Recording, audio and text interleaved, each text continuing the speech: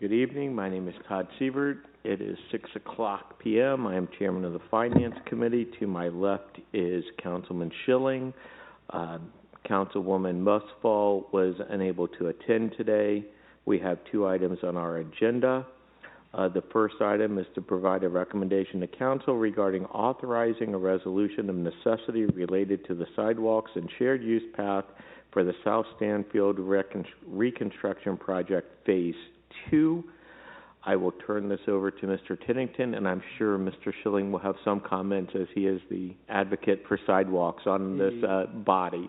I will dare to say that he will be ecstatic about this project. This is basically a sidewalk improvement program.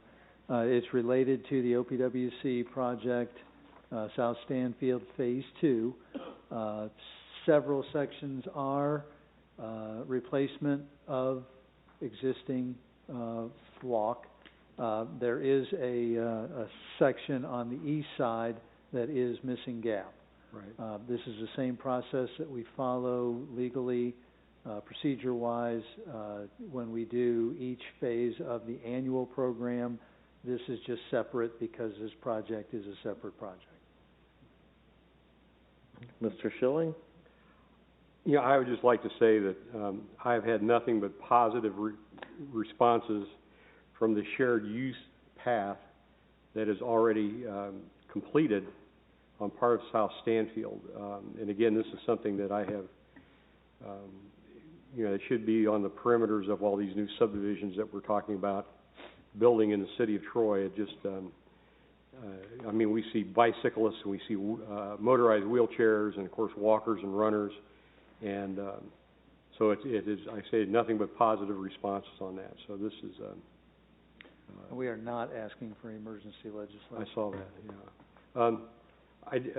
One of our members in the audience tonight gave me a spreadsheet on the sidewalks and the assessments and this type of thing, and he said there was an error in the math. The far the column to the right, he said should be, and I'm going to have a hard time reading this, $172,180. Does that sound right? Pretty close. Okay. Which column? The farthest right, the combined total, yeah. But he said the 331,170 is correct. So I don't know what I would think a spreadsheet. We get the spreadsheets that automatically add all that stuff up, and I wouldn't. But anyway. Okay, so the 331 is a combination of the 4-inch concrete plus the 8-inch concrete. I don't know why the columns, those two cells were shifted over. Okay. But if you look at the estimate for the 4-inch concrete at $14 a square foot of $158,690 plus the 125. That still doesn't add up. So the combined total. We'll double check the math. Okay, yeah, if you can check the math on that, we'd be appreciated. We'll have that corrected for the council meeting. Pardon? We'll have it corrected for the council. That sounds great. Thank you so much. I appreciate it. Other than that, I don't have any comments. I don't have any comments. Thank you for our math. That's why I went to law school, so I appreciate it, Mr. Hendrickson, and doing that. So, I would, what's your plan then? Move forward? Move forward as suggested. We don't need emergency. We'll let the council take a look at that. I would concur that we should move forward. The next item on the, is there anybody else in the audience that wishes to comment on that? Any other council members? Okay, seeing none, we will move on to the second item on the agenda, which is to provide a recommendation to council regarding establishing a new downtown facade improvement grant program. Consideration of emergency legislation is requested on this one so that we can announce it as soon as possible. I will turn are you going to present, Mr. Tinner? Yes, sir. So we have the opportunity to do another round of facade improvement. We did one in 2022 using our ARPA allocation. This is the year that our funds must be allocated by the end of the year. given some shifting priorities in the ARPA list, we do have some funds available, and we felt that, with the road opening and as a way to stimulate some more reinvestment downtown, that offering this program again would be a good thing. We initially thought that $75,000 of the city funds between general and ARPA funds would be the program. However, when I presented the concept to Troy Main Street as well as the Troy Foundation, there was interest in committing some of their resources to this project.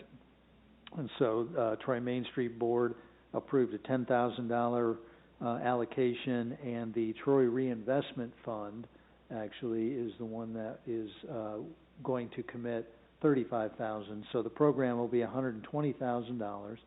The maximum grant award will be $10,000. Similar criteria to 2022, restricting one award per property, a minimum of 50% match, and we did have some applications beyond what was what we could fund in 2022. So anyone who did not receive an award in 2022 would have first priority for projects. We are actually asking for emergency legislation. We had hoped to roll this program out last month. Well, actually earlier this month. It's not quite May yet.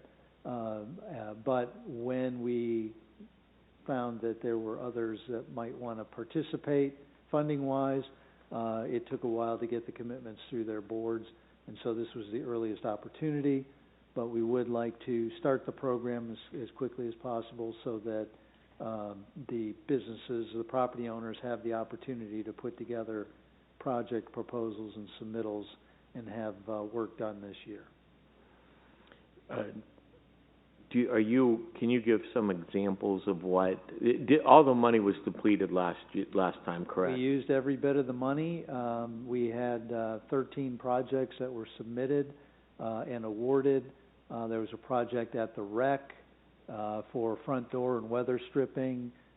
There was a project at the Eastgate building to do some tuck pointing.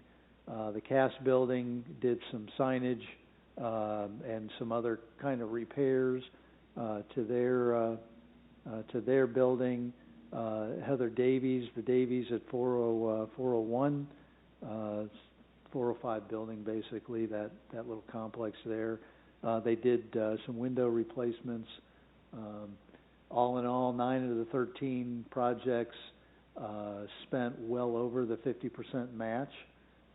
We awarded $150,000, and the total project costs all in were over $400,000. So it was very good leverage for some bigger projects. Good.